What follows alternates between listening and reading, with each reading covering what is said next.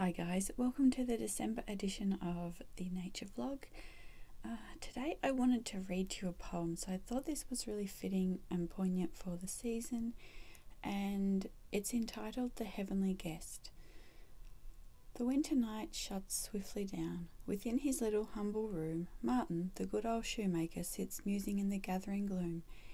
His tiny lamp from off its hook he takes, and lights its friendly beam, reaches for his beloved book, and reads it by the flickering gleam. Long pause he o'er the sacred page, at last he lifts his shaggy head. If unto me the Master came, how should I welcome him, he said. Should I be like the Pharisee, with selfish thoughts filled to the brim, or like the sorrowing sinner, she who, weeping, ministered to him? He laid his head upon his arms, and while he thought, upon him crept slumber so gentle and so soft he did not realize he slept.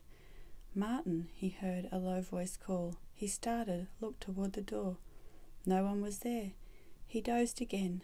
Martin, he heard it call once more. Martin, tomorrow I will come. Look out upon the street for me. He rose and slowly rubbed his eyes and gazed about him drowsily.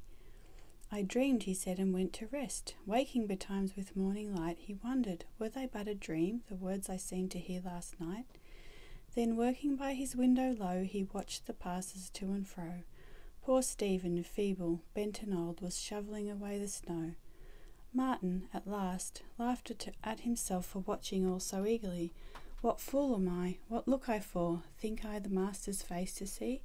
I must be going daft indeed. He turned him to his work once more and stitched a while, but presently found he was watching as before. Old Stephen leaned against the wall.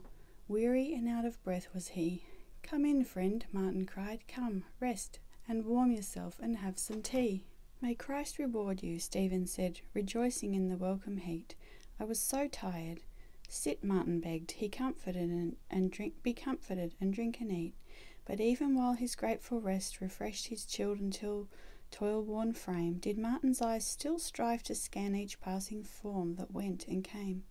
Are you expecting somebody? Old Stephen asked, and Martin told, though half ashamed, his last night's dream. Truly I am not quite so bold as to expect a thing like that, he said, yet somehow still I look. With that from off its shelf he took his worn and precious holy book. Yesterday I was reading here how among simple folk he walked of old and taught them. Do you know about it? No? So then he talked with joy to Stephen. Jesus said, the kind, the generous, the poor, blessed are they, the humble souls, to be exalted evermore. With tears of gladness in his eyes, poor Stephen rose and went his way, his soul and body comforted, and quietly passed on the day, till Martin from his window saw a woman shivering in the cold, trying to shield her little babe with her thin garment, worn and old. He called her in and fed her too, and while she ate he did his best to make the tiny babe smile, that she might have a little rest. Now may Christ bless you, sir, she cried, when warmed and cheered she would have gone. He took his old cloak from the wall. 'Twill keep the cold out, put it on. She wept. Christ led you to look out and pity wretched me, she said. Martin replied, indeed he did, and told his story earnestly, how the low voice said, I will come, and he had watched the livelong day. All things are possible, she said, and then she also went her way. Once more he sat down to work, and on the passers-by to look, till the night fell, and then again he lit his lamp and took his book.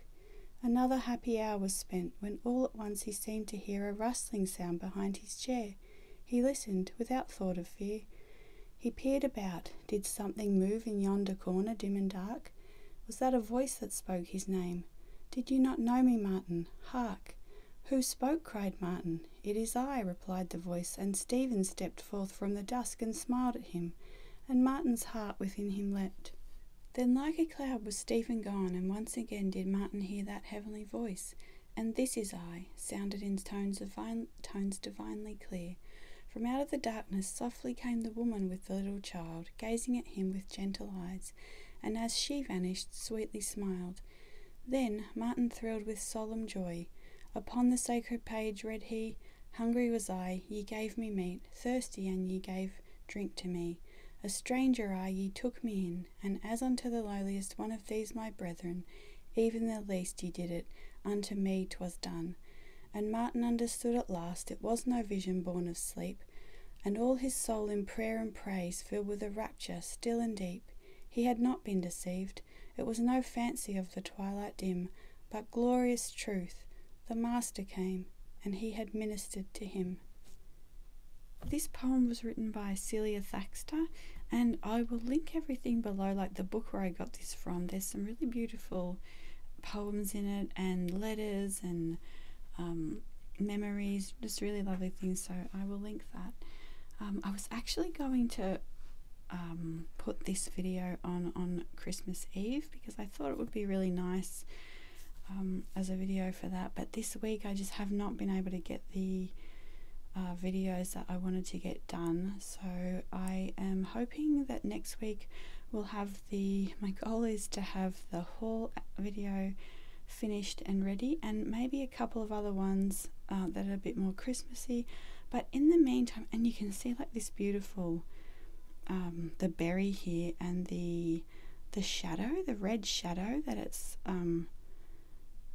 shining on the green leaf there. I thought that was just really interesting. That was pretty captivating for an afternoon. I wanted to paint it, but again, like I just have not had time to get everything done. So yeah, but what I was going to say is I do have 2 other Christmas playlists that have a lot of videos with Christmas type things that you can paint, and yeah, so I will link those below as well. I've also really loved the different sizes of the pine cones. So these ones on this tree are up quite high and they're really large, and then this tree has really tiny ones, and when you look at them from the bottom it kind of looks like a rose. So yeah, you can see as well that like in December we have snow and then we have sunny days like this, yeah, which are quite nice, quite mild. We haven't had any snow here yet, so yeah, I think that's everything. I really liked this poem. I liked finding it at this time of year as well, because at this time of year we're trying to look out for people, especially like my sister and my dad are often paying for like the people in front of them at Target, or you know, something like that, just small things that we can do. When we buy flowers at Whole Foods, like my sister will give the checkout lady flowers, and people in the line behind us, or things like that. So yeah, it's just nice to kind of do something small for someone.